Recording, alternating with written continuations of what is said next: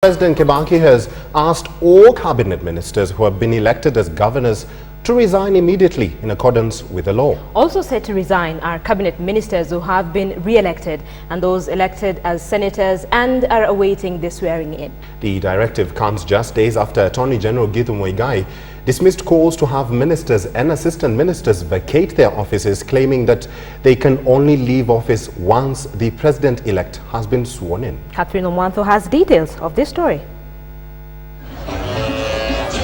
With the upcoming swearing-in of the 47 governor-elects and their deputies, the government spokesman Muigai Kariuki has asked all ministers and assistant ministers who were elected to vacate their positions in cabinet.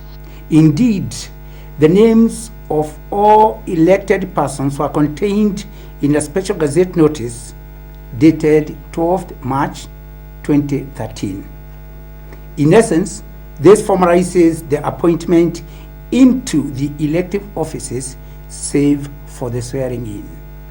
The governors will be sworn in this week, and according to law, no public official can hold two offices. On the advice of the Honorable Speaker and the Attorney General, His Excellency the President has therefore directed that all ministers and assistant ministers who were elected during the recent general election to the positions of senators, governors, members of parliament, or women representatives should resign with immediate effect. Among those immediately affected are Wycliffe Oparanya, who is currently the planning minister, Ali Hassan Joe, who is the assistant minister for transport, and the East African Community Assistant Minister Peter Munya. This may brew up more of a storm since a number of ministers and assistant ministers were elected into various positions, and there has been a back and forth on the interpretation of the law, especially in light of the presidential petition now before the Supreme Court.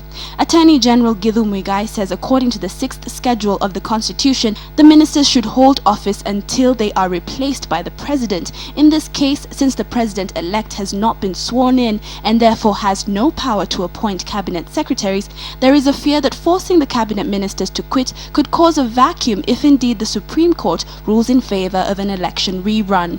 Catherine Omwanto, KTN.